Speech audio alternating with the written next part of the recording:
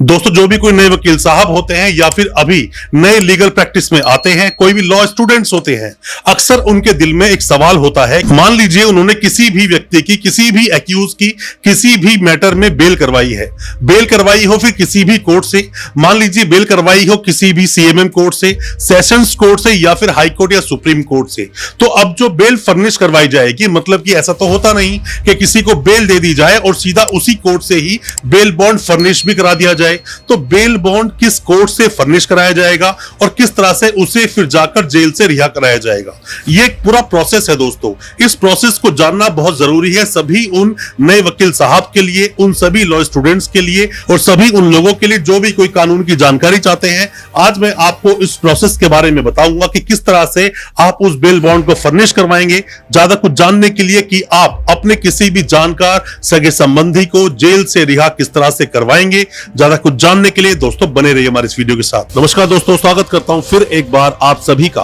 अपने इस YouTube channel पर जिसका नाम है फाइट फॉर ट्रू। मेरा नाम है वीरेंद्र वर्मा।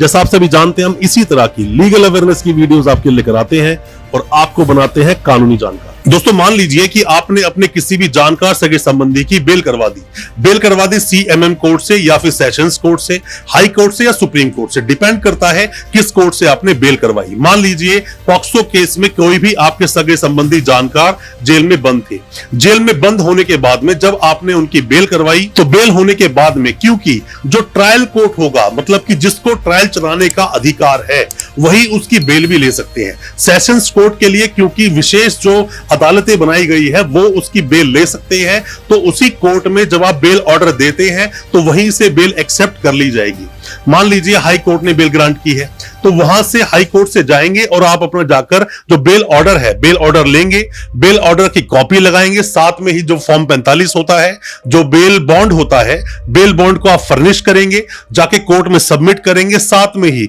श्योरिटी क्या वहां पर मेंशन की गई है, क्योंकि श्योरिटी सिक्योरिटी जो होती है वो तय करेगा आपका ट्रायल कोर्ट। मान लीजिए मेंशन किया गया है कि 50,000 की कोई भी आप श्योरिटी सबमिट करें, तो हो सकता है कि आप एफडीआर सबमिट कर दें, मतलब कि जो एफडी बनाई जाती है, एफडी भी आप सबमिट कर सकते हैं अगर आपके पास कोई भी लोकल श्योरिटी नहीं है तो। या फिर कोई भी ऐसा व्यक्ति हो जिसके पास अपनी बाइक हो, स्कूटी हो, कार हो, तो वो उसके पेपर्स भी वो सबमिट कर सकता है, साथ में आधार कार्ड अपना लगा सकता है। मान लीजिए आपके पास कोई ऐसा व्यक्ति नहीं है जिसके पास की अपनी गाड़ी की कोई भी आरसी हो और एक्यूज है किसी भी दूसरे स्टेट का, तो ऐसे मामलों में अक्सर एफडी बनवाई जाती है, तो एफडी का सहारा लिया जाता है। बट उसके बावजूद भी आपके पास कोई एक व्यक्ति होना चाहिए जिसके पास आधार कार्ड हो और जो वहां पर जाकर सिक्योरिटी दे सके। दोस्तों, ऐसा नहीं होता किसी व्यक्ति को बेल दे दी जाए और बेल देने के बाद सीधा वो इंसान रिहा हो जाए। उसके बाद भी कुछ फॉर्मेलिटीज होती है, जिन फॉर्मेलिटीज को पूरा करना पड़ता है, उसके बाद ही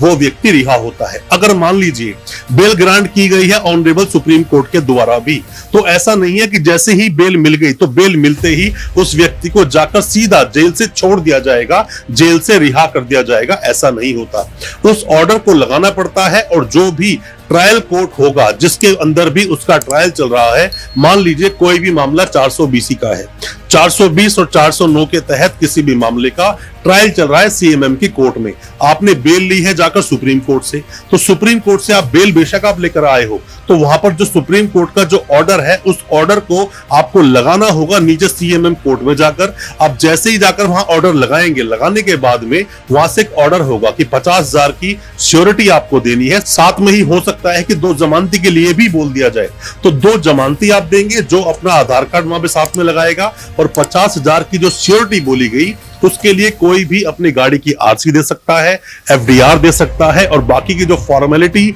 होती है वो आपके वकील साहब पूरी कर देंगे, सबमिट कर देंगे बिल बॉन्ड, तो वहां से उस व्यक्ति को रिहा कर दिया जाएगा। क्योंकि आप लगातार हम लोगों से सवाल जो पूछ रहे थे कमेंट बॉक्स में जाकर, या फिर आप लोग जो हमें व्हाट्सएप करते हैं लगातार, जो भी आप नए वकील साहब हैं या कोई भी लॉ स्टूडेंट्स हैं जो सवाल पूछते हैं कि हमने कोई बेल करवा ली है तो अब बेल कराने के बाद में रिहा कैसे होगा वो व्यक्ति, तो ये उसका पूरा प्रोसेस है। कोई भी किसी भी तरह के सवाल अगर आपके दिल में दोस्तों होते हैं, सवालों को आप पूछें, हम उसका आपको जवाब जरूर देंगे, कोशिश करेंगे आपकी मदद करने की, कोशिश करेंगे आपके हर तरह के सवालों के जवाब देने की। दोस्तों, अच्छा लगा आज का हमारी